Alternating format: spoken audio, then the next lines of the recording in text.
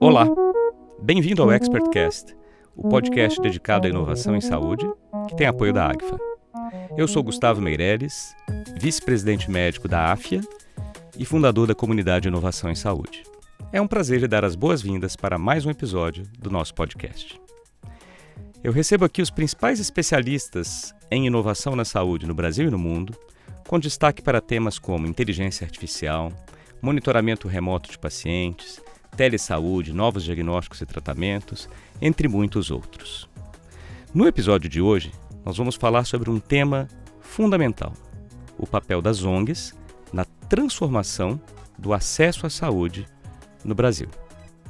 Para isso, eu tenho a honra de receber dois amigos, médicos, que, além das suas carreiras muito bem-sucedidas aqui na vida profissional, fundaram duas ONGs, a Zoé e a ONG Mais, que fazem a diferença na vida de milhares de pessoas. O Dr. Marcelo Averbach, que é médico coloproctologista e fundador da ONG Zoé, e o Dr. Ricardo Moraes, médico cardiologista, diretor médico da AFIA e fundador da ONG Mais. Ambos estão à frente de projetos que levam saúde a populações vulneráveis, promovendo acesso, cuidado e dignidade. Marcelo e Ricardo, sejam muito bem-vindos ao ExpertCast. É um prazer ter vocês dois aqui. Acompanho os trabalhos que vocês fazem com grande impacto na saúde aqui da população brasileira e fico muito feliz em recebê-los. Gustavo, é um prazer estar aqui com vocês, com você, com meu amigo Ricardo. E, sem dúvida, temos coisas muito interessantes para conversar aqui. Eu queria também agradecer pelo convite. Também estou aqui com meu amigo Marcelo. Eu acho que esse bate-papo é super importante para quem já pensou alguma vez, né, fazer algum trabalho voluntário, ajudar alguma pessoa, e vai ver que isso é super possível e cada um pode fazer a diferença. Eu não tenho dúvida, eu vou começar aqui perguntando aos dois, né, como é que surgiram essas iniciativas, tanto da Zoé quanto da Mais, assim, qual foi a história de fundação, o que motivou vocês dois? Vou começar pelo Marcelo e depois quero ouvir também o Ricardo. Em 2009, nós fomos convidados para fazer parte de uma expedição embarcada a bordo do barco Hospital Abaré. Era uma expedição coordenada pelo Saúde e Alegria, que é uma ONG que está sediada em Santarém. E foi muito interessante, muito interessante. Na verdade, nós ficamos a bordo por 7 dias atendendo os pacientes. Eu sou cirurgião, como você bem disse, mas eu atendia como clínico. Os pacientes entravam no Abaré, eles abriam um prontuário eletrônico, nós atendíamos como atendemos no nosso consultório em São Paulo, tirávamos história, exame físico, pedíamos exames laboratoriais que eles faziam a bordo da própria embarcação, no laboratório da embarcação. Nós chamávamos o paciente de volta já com o resultado pronto, medicávamos, ele pegava a medicação na farmácia do hospital e saía com o seu atendimento totalmente concluído. Aquilo foi uma experiência maravilhosa e muito bonito ver o Abaré chegando na comunidade e os barquinhos chegando, porque já era tudo pré-programado, chegando para ser atendido no Abaré. Foi uma experiência muito, muito linda. Isso foi em 2009. Em 2010, nós fomos convidados a fazer o tratamento de 5 indígenas da aldeia Zoé e elas tinham cálculos na vesícula. A gente precisou fazer colicistectomia laparoscópica in loco, no meio da floresta mesmo, né? Teve até um contexto, uma discussão com sociólogos. Poxa vida, mas por que não pegar essas indígenas e levar para Santarém, por exemplo? Não seria uma coisa mais interessante? Mas, para quem conhece os Zoés, que vivem nus, caçam com arco e flecha, falam tupi-guarani, imagina o impacto social de trazer essas pacientes e colocar no elevador do hospital, por exemplo. Seria uma coisa muito negativa. Daí, então, que a opção foi tratar delas na aldeia delas mesmo, né? E foi realmente uma operação de guerra, porque você imagina que as pessoas perguntam, poxa, mas você levou o laparoscópio? Sim, eu levei o laparoscópio, mas antes do laparoscópio eu levei o combustível e o gerador para poder fazer funcionar o laparoscópio. Então foi uma logística muito complexa, lembrando que os UES eles moram no município de Óbidos, no estado do Pará, e no meio do nada. Então o acesso lá é voando, e a gente foi com monomotor, fizemos 2 viagens para levar o equipamento e nós mesmos. Graças a Deus foi um sucesso total. Eu fiquei encantado com os UES, realmente fiquei encantado. Em seguida, tive experiência com os Expedicionários da Saúde, que é uma ONG que é sediada em Campinas, e fizemos 3 expedições com eles. E foi muito interessante. Os expedicionários são muito sérios, é uma ONG muito pesada, quer dizer, as expedições dele, ele leva o centro cirúrgico de campanha, fazem atendimento de populações indígenas, e foram experiências muito interessantes. A partir daí, surgiu uma ideia de uma empresa americana chamada Boston Scientific, que é produtora de uma série de coisas, entre as coisas são acessórios para endoscopia.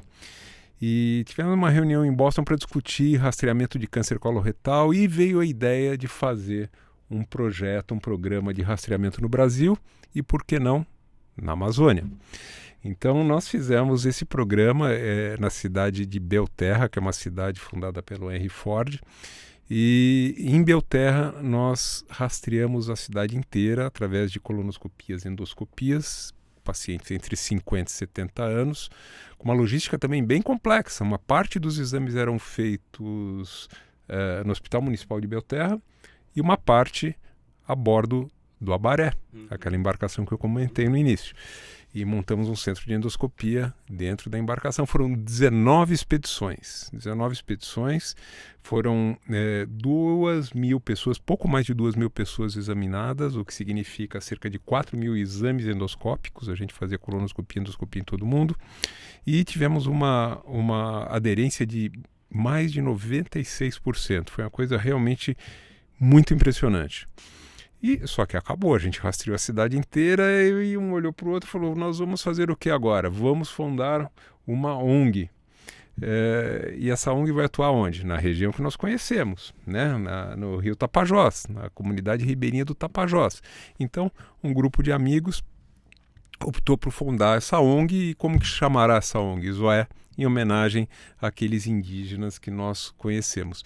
E de lá para cá, foram diversas expedições. A ONG foi fundada em 2019, no entanto, a primeira expedição foi em 2020 por conta da pandemia.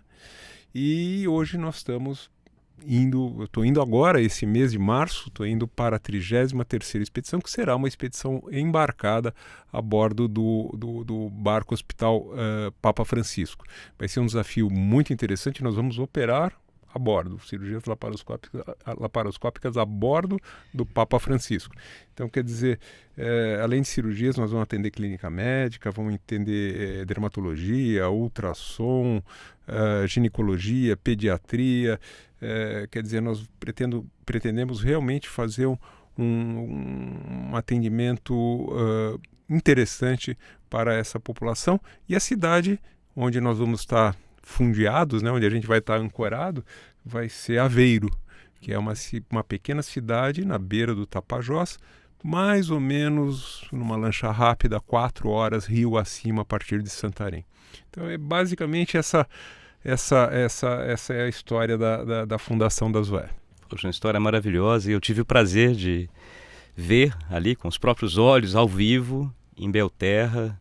Passei com vocês, né, Marcelo, ótimos momentos ali, todo o trabalho maravilhoso que a Zoé faz para a população. A gente vai falar um pouquinho mais disso depois. Quero ouvir algumas histórias suas e do Ricardo também sobre a transformação na vida dessas pessoas. Vou passar para o Ricardo agora para ele contar um pouco sobre a Mais, também como é que ela surgiu e de onde veio essa história. Eu acho que se a gente pensar, a essência é a mesma, né, de todo mundo que quer criar uma ONG, e a mesma que o Marcelo. Todo mundo é picado pelo voluntariado, né? Esse voluntarianismo faz com que as pessoas queiram fazer e se incomodem em querer fazer mais, né? O meu também caso não foi muito diferente. Na verdade, começou quando eu fui para o Haiti, no terremoto. Eu fui pelo Hospital Sírio-Libanês com um grupo, na verdade, de médicos para atendimento basicamente de cólera, porque foi um pós-terremoto. tive um desafio que startou a Guerra Civil, a gente estava lá, então a gente, na verdade, essa é uma outra história longa, mas basicamente a gente saiu fugido do Haiti, de Porto Príncipe para a República Dominicana por terra, porque o país tinha sido invadido né, e fechado tudo, mas a gente estava lá nesse olho do furacão, e depois que eu voltei, eu queria fazer algo, queria fazer mais, e aí, na época, trabalhando em outra empresa, no Fleury, acabei sendo colegas mesmo, conectados por uma outra ONG chamada Voluntários do Sertão. E o Voluntário do Sertão tem um papel bem específico também, que é um atendimento das populações do sertão baiano, né, especificamente. Todo ano eles vão para um local, nesse modelo exército, leva toda uma estrutura. E eu fui... Há 7 anos já que eu vou sempre, na verdade, como cardiologista, né, para fazer atendimento daquela população. E assim, sempre tentando levar as pessoas, né, comigo, tentando, né, porque eu falo que, e aí a gente vai falar isso várias vezes, na verdade, quem ganha mais é a gente até, incrivelmente, do que o próprio paciente, né, essa troca humana, assim, quem sai muito mais abastecido, né, do ponto de vista de ter feito alguma diferença somos nós. E quando lá no Voluntário do Sertão, a gente sempre indo, sempre atendendo, e assim, na última exposição que eu fui, a gente atendeu 45 mil pessoas em uma semana. É uma loucura, né? A cidade para, a região para, porque vem, a cidade são 11, 10 mil habitantes, e que vem todo mundo da região inteira para ser atendido nas pessoas. Bom, a partir disso, por que é importante? Porque as mesmas pessoas que foram comigo no Voluntário do Sertão, que a gente já ia há alguns anos subsequentes, veio a pandemia. Nesse momento que veio a pandemia, naturalmente não teve a expedição daquele ano do Voluntário do Sertão, e a gente se deparou com uma realidade na rua, em São Paulo, das pessoas, né, moradores em situação de rua, né, pessoas em situação de rua, famílias, né, naquele modelo de pandemia, tudo fechado, e as famílias morando na Praça da Sé, morando nas ruas, em barracas, e a gente podendo ajudar. E aqui eu tenho mérito total, né, ela não conseguiu vir, mas que foi a Liliane Mello, é uma colega cardiologista também, que eu levei para o Voluntário do Sertão, e a gente sempre esteve junto nisso, e ela foi picada por esse mesmo bichinho do voluntário. E aí a gente começou a se incomodar e começou a juntar entre amigos, e aí essencialmente, inicialmente eram os médicos, dinheiro para poder comprar comida para essas pessoas, dar assistência. Nessa parceria tinha uma ONG que já trabalhava na Praça da Sé, que era o Mesa Solidária, e o Mesa Solidária, na verdade, foi criado por um colega que, na verdade, é cozinheiro, né? Então, tudo que ele tem do buffet dele, ele acabava fazendo marmitas para distribuição, né, para as pessoas, tanto das pessoas moradores em situação de rua aqui, os franciscanos, né, dos Cefras, né, que é ali na região da Sé, beneficia as pessoas, quanto para a própria Praça da Sé. E aí, as pessoas, os vacinados inicialmente eram os profissionais de saúde, né, vacinados para a Covid. Então, a segurança que a gente podia tentar ajudar essas pessoas que não conseguiam ter mais coragem de entregar lá a marmita, a gente começou a ser os médicos que iam lá entregar a marmita para poder ajudar essas pessoas em situação de rua. E tudo começou assim, juntando 1, 2, 10, 20 pessoas, e cada vez foi aumentando mais, até que o momento que a gente conectou com essas pessoas que... Aí tem também não médicos que iam com a gente no Voluntário do Sertão. A gente se juntou com um grupo, no caso inicialmente 5 pessoas, para criar a ONG, para poder perpetuar esse processo e fazer mais, né? Então o mais passa muito disso, do médicos e amigos para a integração social, que a gente pensa muito nesse papel de integrar essa pessoa socialmente novamente, e não só ir lá entregar a marmita e virar as costas. Então... O projeto hoje, ele tem esse papel, a gente consegue angariar as pessoas para irem ajudar lá, hoje, por acaso, daqui a pouco, entregar a marmita na Praça da Sé toda quarta-feira, mas ao mesmo tempo a gente começou a ajudar comunidades, né?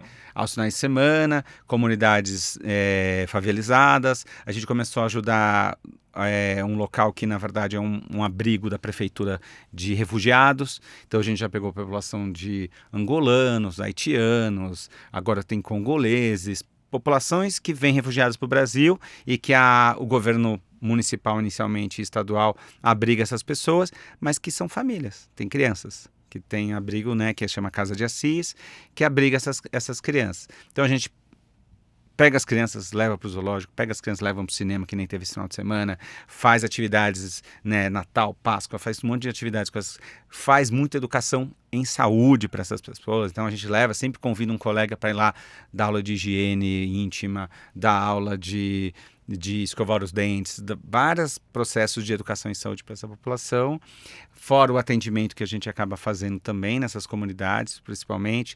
Reformamos já a escola, já reformamos creche, reformamos sala de balé, várias ações entre os amigos, e cada vez mais a gente está angariando mais voluntários que adoram ir na Praça da Sé, que adoram porque o contato que a gente faz é um contato humano desde o primeiro momento, né? Então, assim, quem vê, né? Eu já vou convidar as pessoas que procurarem a ONG Mais ali, por exemplo, na rede social, no Instagram, vai ver pessoas abraçando os moradores de rua, né? Eu tô lá, a Liliane tá lá, o Paulo tá lá, todo mundo, a Camila, porque a gente tem esse papel desde o começo, que é muito característico.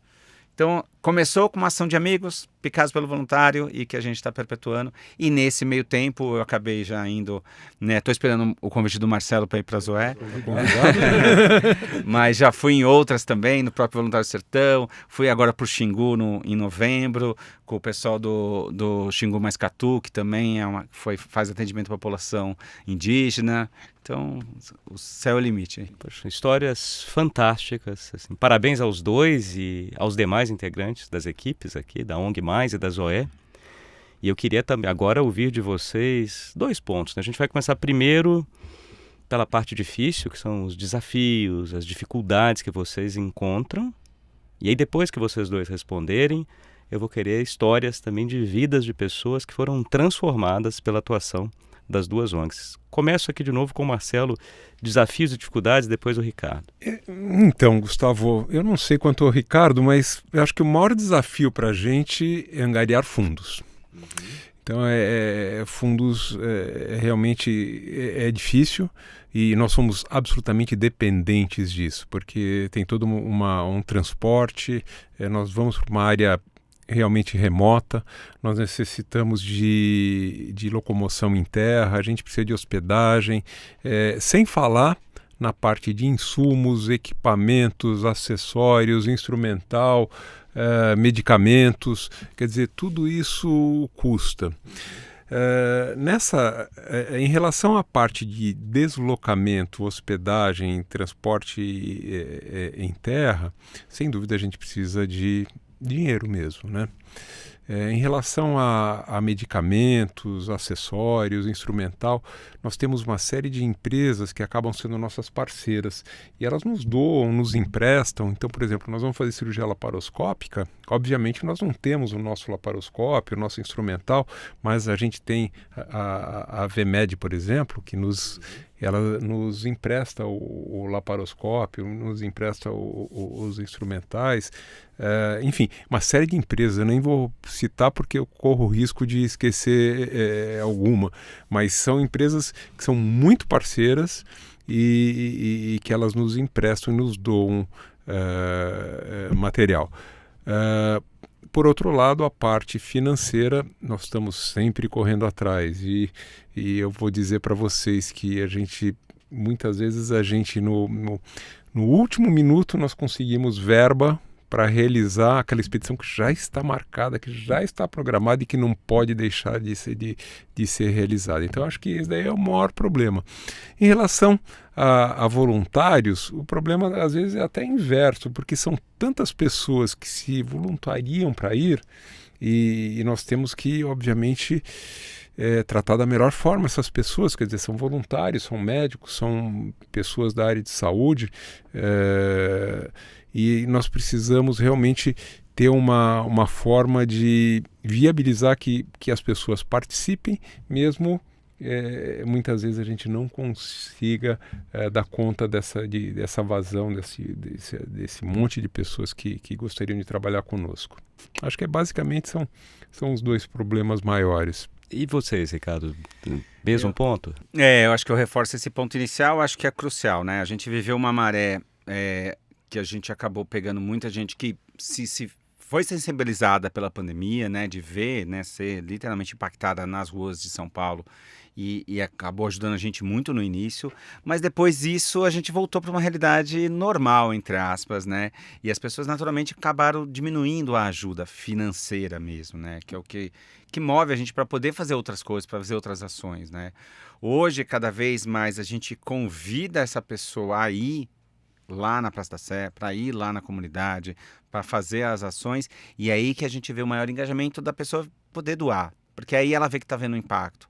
É óbvio que tem muita gente que não quer se deparar com essa realidade, ou não tem, né, o espírito para isso, ou entende que o papel dele não é estar ali entregando a marmita, mas é ajudando, né, financeiramente, doação de roupa, de brinquedos que a gente faz, brinquedo de Natal, Dia das Crianças, tudo. Então tem muita gente que também, e é super válido, eu acho que cada um entende, né, como é que é, onde o seu calo aperta ali, mas a gente sente que o financeiro foi diminuindo, né, e a gente sempre tenta fazer as campanhas, sempre tenta fazer rifa, tenta demonstrar a possibilidade que a pessoa está doando e quanto está impactando na vida daquela pessoa ali, né? Então quando a gente faz a contabilidade do mês e tenta demonstrar as toneladas de comida que a gente está dando, de cesta básica, do que a gente conseguiu fazer, a pessoa que está doando, ela entende, está indo para o lugar certo, está indo para a pessoa certa, está indo para onde eu quero que seja direcionado. Mas ainda é difícil, né? Diminuiu, a gente tenta sempre, né, tentar angariar mais pessoas para poder serem, né, os beneféritos ali. A iniciativa privada, as empresas ainda é um desafio. Tem um desafio, né, que a gente desde o começo tentou, do ponto de vista legal, né, se representar para poder também as empresas se sentirem confortáveis para poder ajudar, mas ainda é um espaço que a gente não preencheu, né? Ainda é muito na pessoa física, né, que está ali ajudando, colaborando. Mas cada vez mais, assim, apesar de ter começado com médicos, tudo, hoje já tem uma série de pessoas, né, de todos os espectros ali ajudando, participando, doando o seu tempo, doando o financeiro, podendo estar ali participando, levando as crianças, e cada vez mais a gente vê isso tomando uma onda cada vez maior.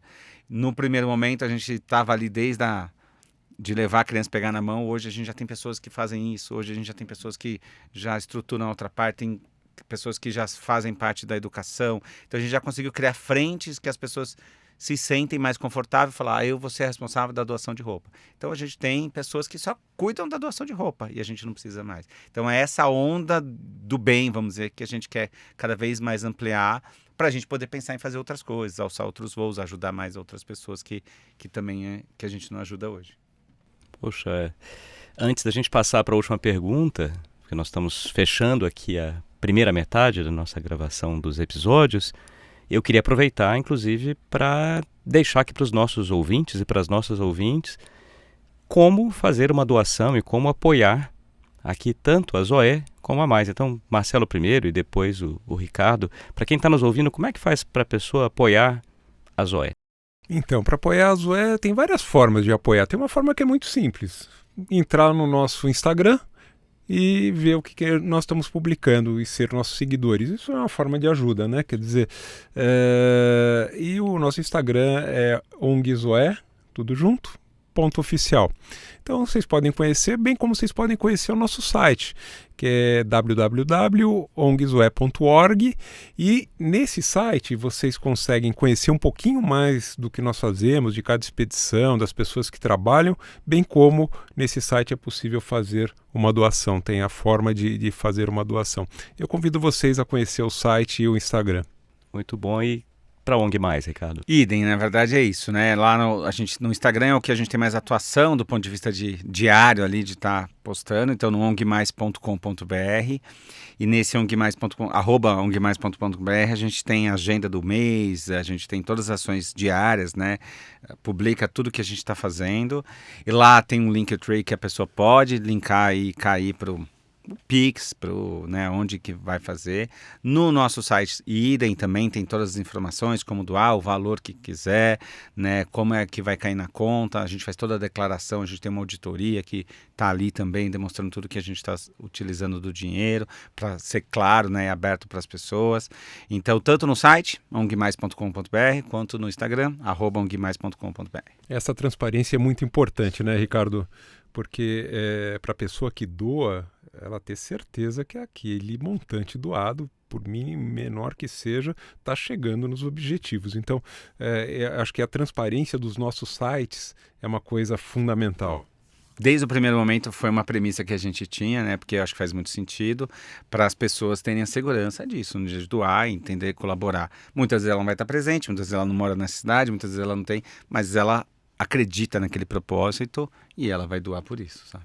Então aí para você que está nos ouvindo, entre nos sites, acompanhe no Instagram, ONG Zoé, ONG+, veja o trabalho maravilhoso feito ali pelas duas equipes e, se possível, deixe a sua doação também para apoiar as duas ONGs. E aí, antes da gente fechar aqui esse nosso primeiro episódio, eu queria que vocês contassem, de novo aí Marcelo primeiro, depois o Ricardo, uma história de alguém que tenha tido sua vida transformada, ou que tenha sido tocada pela ONG Zoé e depois pela ONG+. A gente poderia contar várias histórias, porque isso realmente é o que não falta. Quer dizer, é um povo super carente e que as manifestações são as mais lindas possíveis. A gente poderia falar da primeira expedição, que a gente teve uma jornada de ultrassom, né? Porque na verdade a primeira expedição foi um reconhecimento, mas nós levamos 2 ultrassonografistas. Então vinham as pessoas com um pedido de ultrassom de 5 anos. Ultrassom de abdômen, que eles simplesmente não conseguiam fazer. Foram nessa primeira leva, acho que foram 200 ou 300 exames de ultrassom que foram realizados, e a gente realmente limpando a fila, né? Quer dizer, aqueles exames que muitas vezes a gente olhava e falava, pô, será que ainda tem sentido, né? Mas tem, obviamente, histórias até mais interessantes. Tem uma pessoa, um senhor que morava distante, eram 12 horas para ele chegar até Belterra, apesar de ser o mesmo município para chegar na região central, porque ele tinha que atravessar floresta, rios, pegar estradas. E eu lembro que realmente ele foi uma maratona muito grande que ele venceu para chegar até Belterra, foram 12 horas. Ele chegou a construir um veículo que, diga-se de passagem, tem no nosso Instagram, essa historinha dele, mas ele misturou uma carroça com uma moto e fez uma carroça movida a motor, né, motorizada, e com isso ele chegou a Belterra, né? E ele foi visto, passou pela nossa triagem e ele foi operado. Quer dizer, ele falou, poxa vida, foram 20 anos esperando isso. Em 24 horas, depois de toda esse deslocamento, eu consegui ter minha cirurgia. Era uma cirurgia de hérnia que estava inviabilizando o paciente. E tem histórias, a expedição retrasada tinha uma paciente, uma senhora jovem, que ela precisava fazer uma colestectomia. E simplesmente ela não conseguia fazer, porque ela era obesa e todo mundo tinha receio de mexer nela, entendeu? E sobrou para mim. E nós fizemos a colecistectomia nela, quer dizer, uma cirurgia relativamente simples, num paciente magro, tranquilo, e ela era bem obesa, mas graças a Deus correu tudo bem. Quer dizer, resolvemos um problema que a rigor não tinha uma grande complexidade, mas para a paciente tinha. Quer dizer, ela precisava dessa cirurgia que de forma alguma ela conseguia. Poxa, transformando mesmo a vida de algumas pessoas, né? Imagino que você também tenha inúmeras histórias, Ricardo. Quer contar uma aí? Tem da história do trabalho do Voluntário do Sertão, que é o lugar que eu mais ganhei jaca, cabra, né, na vida para levar. Mas que é mais histórias assim. E histórias que transformadoras muito de pegar crianças com cardiopatia congênita, né? Eu sou cardiologista, então muitas vezes chegava a criança com uma suspeita de uma doença do coração que ninguém sabia, e aí a gente conseguia fazer, tanto que a gente trouxe tanto para São Paulo quanto para Salvador, para as crianças para operar de cardiopatia congênita, né? Num momento 2, né? Depois que já tinha o diagnóstico, a gente conseguiu fazer. Eu lembro até hoje de uma senhora de 104 anos, e a família chegou para mim e falou, não, doutor, ela está mais cansada nos últimos tempos, faz uns 6 meses que ela está cansada. Para quem não é médico, está ouvindo a gente, mas ela estava com uma arritmia, com um bloqueio atrioventricular total. Há 6 meses, provavelmente, o coração estava batendo em 24, 25. E a gente conseguiu colocar isso foi numa segunda, né, no último dia da expedição, ela voltou com o seu marca-passo, não colocado pela gente, mas colocado no serviço terciário. Serelepe, ativa, cabeça super boa. né? Já na ONG+, a gente, como tem esse papel social muito forte, né? Tem uma que, assim, eu também convido as pessoas a levarem, eu levo meus filhos, né? Para conviverem com... ver essa realidade dessas crianças, brincarem, porque criança, né, vai brincar junto, vai fazer as coisas juntos.